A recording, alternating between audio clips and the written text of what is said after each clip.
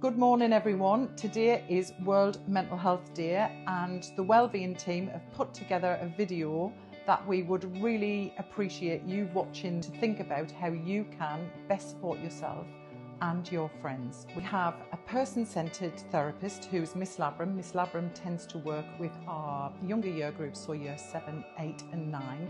Then we've got Miss Fairbanks, who is our arts therapist. Then we have Mrs Kelly, who is our registered mental health nurse. And now we have Mr Waterman, who's also joined our team, who is looking at really providing a service for our male students. We didn't have all these things in place when I was at school. Wellbeing wasn't such a thing when I was here. I struggled with emotion. I struggled to let out my frustrations. I found someone that would listen, that understood, and then it helped me just get back on track. And then I realised coming back here, that's my purpose.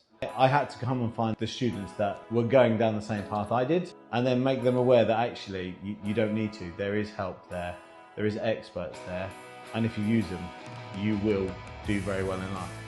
Just speak to somebody, whether it's another student who could voice your concerns for you, whether it's a member of staff. Every member of staff at the college will help. You just got to reach out. With the staff and their training that they now receive, there's so much on offer to help the children, so much on offer. It's an amazing place and it's an amazing time now where the help is available, it's ready and people are willing. And that's all the student can ask for. I've dealt with many students and many staff members who do struggle, and that happens to all of us. We all get lost along the path, and at times when we get lost, we need to find our way back. And it's in those moments when we're lost, and then we can find help with other people, such as the Oasis. Come to speak to me. Come to speak to the house staff. Speaking to your friends. Speak about your problems, and then the hope is that you can then regain your confidence, you can regain your happiness, and you can actually get yourself back on the path where you'd been lost previously.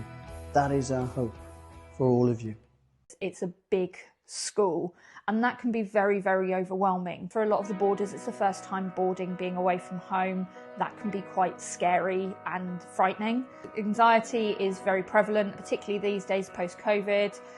Stress, wanting to do well. When we have students who need that little bit more support, a little bit more care, the wellbeing team step in and are able to provide that so that you've got somebody you feel comfortable with, that you can go and talk to. When I had my diagnosis 2 years ago, the first question I was asked is, what can we do to help? We did a mental health first aiders training course. You sort of learn about the different issues people might face, how to approach them, who's best to talk to, how to help them overcome these things themselves and learn from their experiences. And it's a really informative day and an eye-opening experience.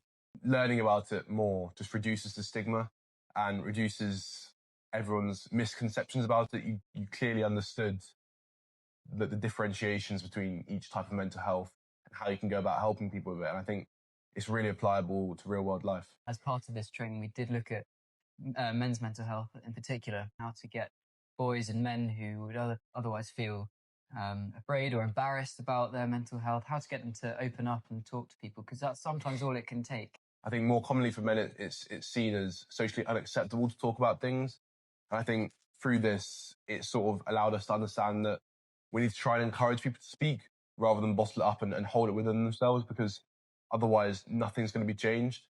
And change is really important to take a step forwards. Every house should have peer mentors within it. So if you can speak to them about pretty much anything, even if it's small things, big things, speak to them. You've also got your head of houses. They're always a safe space to go to. And you've got your GBAs, literally anyone within the house. We've also got the wellbeing team and they're very supportive. You'll often see me walking around the college with the beautiful Bear and Bella, and sometimes with Georgie dog too.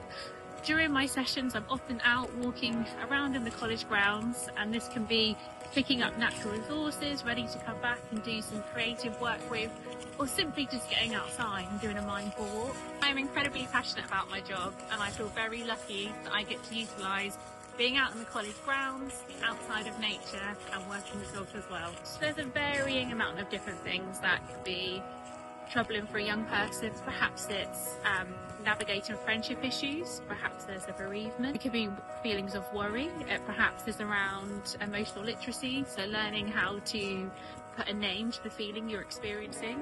It could be around stress, it could be anxiety. Anything that we've said during this video you can feel a pull towards, then please speak to your teachers, to your heads of house, or pop down to Wellbeing because we'd love to meet you.